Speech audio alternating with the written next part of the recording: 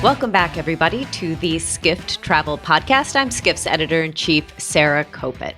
So today we're going to let you listen in to a conversation that I had with Airbnb's Chief Business Officer, Dave Stephenson, at Skift's Asia Forum a couple of months ago. But before we get into it, a quick reminder to send any questions or comments that you might have to podcasts@skift.com. And please don't forget to follow, to like, to subscribe, to give whatever those positive vibes are from wherever you're listening or watching. That allows us to spread the word about the Skift Travel Podcast. So back to my conversation with Dave. This was immediately after Airbnb announced its kind of revamped move into services and experiences. And that is a big deal for Airbnb because that is moving outside of their core business of short-term rentals. So we talked about that, about how it impacts guests and hosts, and really the company's plan for Asia overall. I hope you enjoy it. Dave, are you there? I am. How are you? Oh, hi. Hello. Hello. You're coming to us from Montana, yes? I am. Yeah, I'm in my home state of Montana, coming back after a day in Los Angeles where we had some big announcements yesterday. I was going to say, it's been quite a maybe 72 hours for all of you? Yes, it has been an amazing whirlwind, but so much energy and excitement about our launch of experiences and services. Yeah, so for anyone in the room who hasn't heard or seen Brian's talk, Airbnb has launched a new, I don't know, what do you call it? A new segment, a new way of doing business. First of all, why don't you tell us a little bit about it? And then I'm going to ask you a few questions. Absolutely. What'd you do? Well, we're doing a couple things. One is we've launched services. These are incredible services that make your stay more special. And I'll talk about those in a minute. We have 10 categories of those. And then experiences. And these are amazing experiences hosted by locals that know the cities best.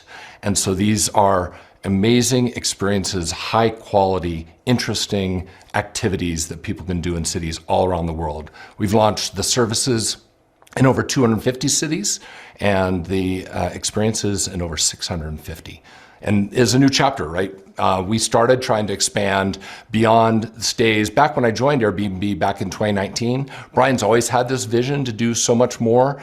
And COVID, we had to kind of shut it down and focus on what we know how to do well, which is stays. And so it's super exciting that we're here today talking about the expansion beyond the core and seeing it become a reality. Yeah, I was going to say, depending upon what you're actually counting, this is probably the third or fourth time Airbnb has tried to launch experiences. Tell me, what's going to be different this time? Why is it going to work this time when it hasn't in the past? Yeah, I think we've learned a lot about experiences over the last few years, and we learned that people really desire them, right? Especially even Asia travelers. We know that 85% of them have done experiences when they travel. They like these kinds of activities, but we need to make sure that they are unique, different, and of the city. And so what we've done is created these experiences by the world's most interesting people doing amazingly interesting things in cities all around the world. These are Airbnb originals. And we also have Airbnb experiences, but these experiences, it's not an open marketplace. We don't just let any experience onto Airbnb. We have dedicated people that are reaching out and finding experiences. You're showing on the screen some of these Airbnb originals. Like we have 17, the K-pop band as an experience. You just showed Megan Thee Stallion. We have some amazing iconic experiences, but we're also bringing them down to local people that know those cities best. Here, this is another experience that you can go, a ramen chef there in Tokyo. Like this man's a Michelin-starred chef. You can book on Airbnb and learn how to make ramen with some of the most iconic Michelin-starred chefs in Tokyo. So these are amazing experiences, but then there are others that are even just regular experiences, but they're high quality, and they're of the place. And so I think that's what's different, is that we don't just let any experience on Airbnb. We're only bringing out experience hosts that know the cities best and are going to bring the best quality experience to the guests. So I went on the app last night. Yeah. It's not in Bangkok yet. Yes. Yeah, can you we're find it? still adding. So it's day one. We are in, like I said, 650 cities for experiences, and we're going to be expanding. We have tens of thousands of them. We're going to be expanding thousands in the coming months. And now, we'd love to be able to bring on more. So we do have some in Thailand, where we have some meditation experiences in Thailand. We do have some, but we need to add more. Absolutely. Oh, 24 hours. I'll give you Thank that you. one. And then services, services is a totally new area, right? This is Right. 10 categories of services that make your stay better, right? These are things like photography services, a chef service, a trainer. These are things that you haven't been able to have in an Airbnb. And many reasons why you might want to go to a hotel is you have a restaurant, you have a spa, you have a gym. Well, now you can bring the spa to your Airbnb. You can bring your personal trainer to an Airbnb. You can have prepared meals or a chef come to you. So now it's one more reason why an Airbnb is a better way to travel. So this is really different though, because it doesn't have to be linked to your stay at an Airbnb. Is that correct? Like I Yeah, can I love that you brought that up. Absolutely. You can I absolutely do live it in your in own. I live in Yeah, where do you? Brooklyn, in New York. If I wanted to have somebody come and, give me a blowout, I could go on Airbnb and get it now, right? Absolutely. I love And that you brought that up. I think that's a key unlock. totally, Yes. yeah, Yes, that's totally new. absolutely. Where are Absolutely. you going to And you find can those do it in people? your Airbnb, and you can actually also do it at the person's location. Like some of the fitness classes still might be better at the fitness studio, but we'll find one that's close to your Airbnb, close to where you're at, and you can go and have the fitness class, close by. So it can be in your Airbnb, in your own home. There's no app on the internet that's actually providing all of these services. And when we look at the 10 that we have, these are some of the most popular services that we know that people desire when they travel. So is Airbnb really trying to supplant like Fiverr, Uber Eats, let's see, who else? Get Your Guide. Like, is this an app for all of those type of services? We're just trying to make sure that the stay is better. We're eliminating reasons why people wouldn't want to stay in Airbnb. And now imagine, actually, it's a really important point. Now you go to the app, you can see the trips tab at the center bottom of the app. When you go onto the trips tab, you can see all of these in one place. You see your stay and you see the time of the stay on your itinerary. Then you can see the service that you might have booked. Then you can see the experience that you booked the next day. It's all in one place. It makes it easy to find, easy to know where to be when, and then it just makes the entire experience better. Just imagine how much better of a trip you're going to have when you can have these iconic, interesting activities that are of the place that you're in.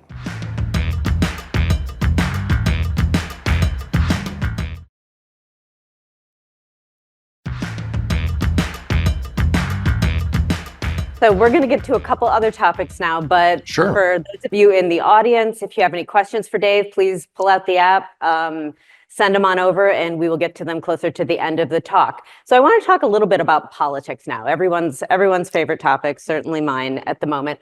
What is Airbnb seeing from a lot of the, destabilization, I suppose, throughout the world, especially with not only tariffs, but a lot of the geopolitical instability that has happened maybe over the past 3 months, both, wars and conflicts, but also in the financial markets. Yeah, well, one thing is good. Obviously, we're not selling the actual physical goods, so we don't have the direct impact of tariffs. The biggest impact is maybe the macroeconomic impact, what it takes for people. Are they willing to travel? Some of the things we're just seeing is that people may delay the timeline of when they travel. So when there's more uncertainty, they will book their trips closer to when they actually are making those trips. But I think what you've seen is that Airbnb is just incredibly resilient in times of challenge. We saw this in COVID, where maybe people aren't traveling abroad on planes, but they're driving to a cabin near their home. And then as they feel more confident, they can go on planes, they cross borders and do more. So I think what we're seeing, and what I'm excited about with services and experiences, is we're trying to make these really approachable and affordable things, like you said, that you can do in your own hometown. Maybe you don't even need to travel and you can take an experience on a Saturday night and do something amazing. The average price is like $66. Or if you do a service and you're adding it, 50% of our services are under $50. So we want, in these times of economic uncertainty, to give them great value. And when Airbnb has a great location, amazing amenities, we think that we actually can benefit because the consumer is looking for that kind of choice, looking for that value. We've heard anecdotally through our reporting that perhaps short-term rentals may benefit from some of the reluctance of people to fly overseas. Maybe they are traveling closer to home, maybe just getting in their car instead of getting on a plane. Are you seeing any of that? Like I said, we saw it in COVID. People, when they want to travel, they are able to look at Airbnb because we have such a wide range of great value homes. It definitely does help us. One of the areas of opportunity also, when people have economic challenge, it's also a reason why people start hosting, right? They actually start hosting their home to earn more money. And in this case, we also think one of the most valuable assets people have is their time. And now we could actually see people hosting experiences, or maybe they're experts at specific services and they can actually do these to earn more money. So in these times of economic uncertainty, they can bring their time and energy to be hosts. So you've said that Asia is really a key growth engine for Airbnb, but this is a notoriously fragmented region. You've got Korea, India, Japan, outbound China. Where are you really focusing in the near term? Well, you're right. We have to focus a little bit different in each of those areas, right? For China, which is one of the top 5 outbound travel markets, we focus on making sure that we support outbound Chinese travelers in the places they love to travel, like Korea and Japan. And we can highlight things like, K-pop bands like the 17, where, people can travel and people love to travel to some of these types of events. Or in Korea, where we need to make sure we show up locally. So that's why we've added like Naver as a login capability, or Naver Pay, and so we show up locally there. Or in Japan, where last year we launched our very first brand campaign in Japan. Very few people in Japan really know about Airbnb, so we've actually started to communicate it and talk to Japanese travelers that like to travel nearby, near their home, get away for the weekend, on why Airbnb is a special way to do it. And now we have a significant increase in the number of Japanese people that consider Airbnb as a way to travel. So we have different approaches in each community, and it's working really well. So I know that Airbnb does a lot of traveler surveys. So you go out there, you talk to people, want to get a real pulse on what they want. I'm curious what the biggest surprise has been for you, especially in the Asia market, when you look at that data. Yeah, I think the biggest surprise is just how resilient travel is and how much people are still willing to travel even in these times of economic uncertainty. They're getting on planes, they are traveling. We're still seeing strong travel demand. We're always just watching out to see whether there's more stresses on the system. But right now we're seeing great travel demand, especially in APAC. We're seeing mid-teens growth in the last quarter. It's one of our fastest growing regions. It's an area where we're investing heavily. And just excited about where we're going. I don't know, Bangkok, where you're in right now, it's our #1 Asia destination for outbound travel into Asia is in Bangkok. People love to travel there. Yeah, this is my first time in Southeast Asia, and much like Rafat said, I've been hanging out with him, and we've had so much fun here in Bangkok. So I can't wait to come back when I'm not working, quite frankly. Yeah, I took my family there last year, and we had a magical trip. It was really amazing country, amazing city. Yep. So I want to talk a little bit about set jetting, I suppose is one way to put it. We call it live tourism. And I want to talk about the White Lotus because, I don't know, are you guys sick of hearing about the White Lotus? I don't know, groans, show of hands, I don't know. So White Lotus here in Thailand, I watched it. This was my favorite season, I must say. And I know that Greg's house, for all of you who watched, is on Airbnb. That's right. Yeah. That's absolutely right. Yeah, you can book Greg's home. Looks like an amazing place to stay. That's where you have to go next time. Yeah, is it in Koh Samui? Is that where it is? I don't know. I'm not exactly sure exactly Yeah. where it is, but I know you can book it. The magic of TV, it doesn't need to be, right? So I'm wondering how much you're seeing with that at Airbnb, where people really are seeing television shows and movies and actually opening their wallets, getting the app out and booking stays and or experiences because of what they're seeing in popular culture. Is that Well, I think actually? absolutely. Well, at a smaller level, you see it on social media, right? It's people Yeah. searching on TikTok, on Instagram. They're inspired to go to these amazing places. It's definitely the way Gen Z kind of thinks about the way they travel. They get inspired by that. And then we have ways that we actually work with influencers and provide them, we have economic incentives. We'll actually do referral programs for them to actually feature things that are interesting and unique to their followers, and then show them a way that they can link back to Airbnb and share their experience or service or stay that they think is most interesting to them. I think it's Tell a me great more way about that. to reach out. How Yeah. how do you work with influencers? Tell me more. That's Well, interesting.